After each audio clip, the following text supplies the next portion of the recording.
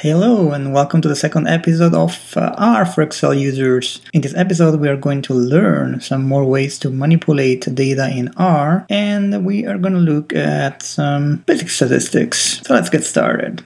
Now in Excel, say that you want to fill in the first column here with numbers from 1 to 20. What you can do is write 1 in A1, write a 2 in A2, and then you highlight both. Go here until the cursor becomes a black cross and drag down until you see a 20. Okay, and now in column A, we have numbers from 1 to 20. So you do that in R.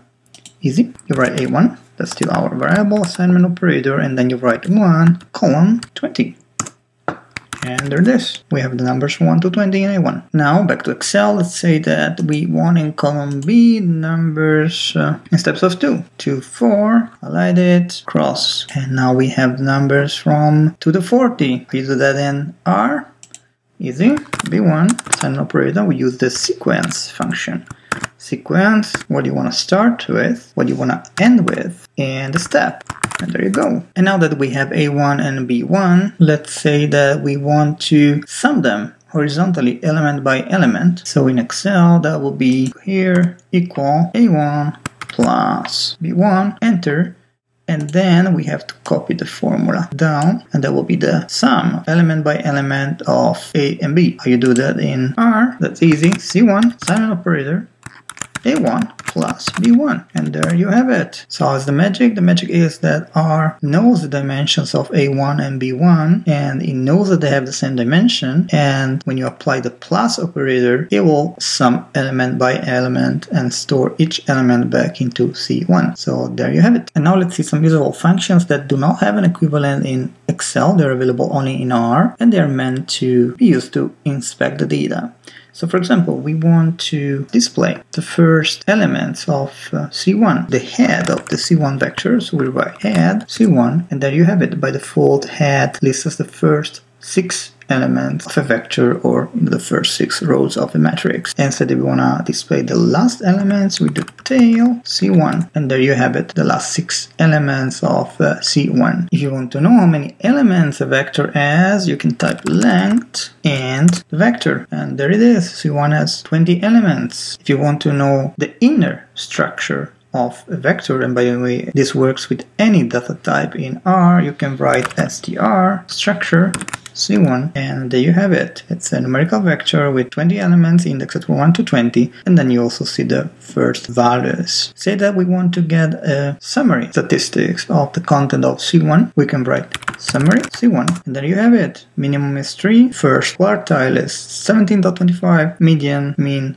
third quartile, and the max. Since we are talking about statistics, let's do the same in Excel using also the column C, C1. Let's calculate, for example, the average of C. Then we write in any cell average, and then we have to provide data on which to calculate the average, and that's going to be 31.5. Note that my computer is set up to use the European locate, so we have a comma for the decimal instead of a point. Back to R, let's say that we want to do the same with C1, and then we write mean C1, and there you have it, 31.5. Back to Excel, say that we want to calculate the variance of data. We're using variance P, same column, 29.25. Back to R, we use the var function and apply it to C1, and we have 315, and the reason is that we should have used the var s function, and then you get it. And now let's calculate the standard deviation.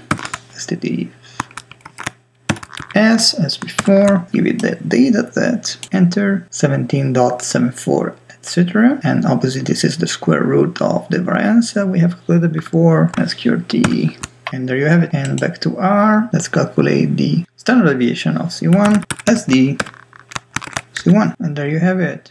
And of course we can calculate the square root of the variance of C1. We'll get exactly the same value. Now let's test another function which might be faster in R than in Excel. So say that we want to calculate the cumulative sum of all the elements in C. So in Excel what we can do is, okay, the first element is going to be this, so identical to C, and actually this is going to be this plus previous one. Okay, now we take the formula, drag it down, and then we have the cumulative distribution. In R we can write E1 assignment operator cum sum C1. There you have it. And actually, yeah, this has been faster in R than in Excel. Let's also learn how to clean up after ourselves and say that we don't need D1 any longer. Then we can write in R, RM, remove D1. We don't need C1 any longer. Remove C1. And of course in Excel, we'll just highlight the cells, including the statistics we calculated before, and then this function, delete, and they're gone. And now let's remove both A1 and B1 at once. So we can write in R, RM, A1, comma, B1. And they're both gone and our environment is empty. Of course in Excel, you'll just highlight everything and there you go.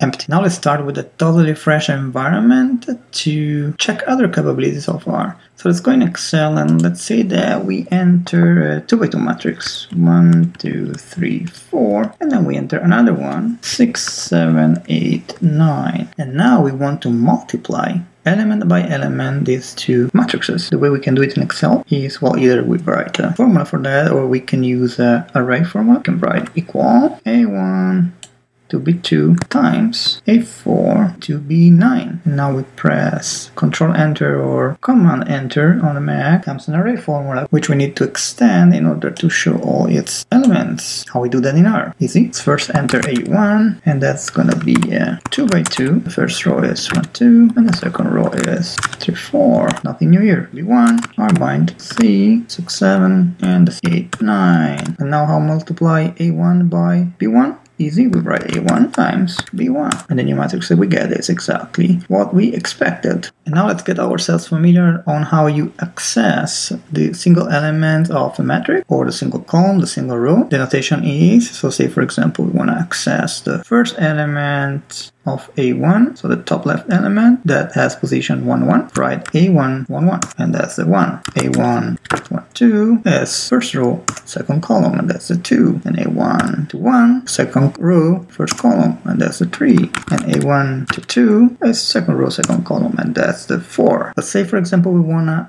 extract and access the first row of A1, then we can write A1, first row, comma, and nothing, which means all columns. And there you have it, 1, 2. If you want to access the second row, A1, second row, comma, nothing. And there you have it. And the same works for the columns. First column, so all rows, column 1. And there you have it, 1, 3. And we want to access the second column. So all rows, second column. There you have it. This is it for this second episode. And in the next one, we're going to meet one of the most powerful features of R, data frames. Till next time, bye!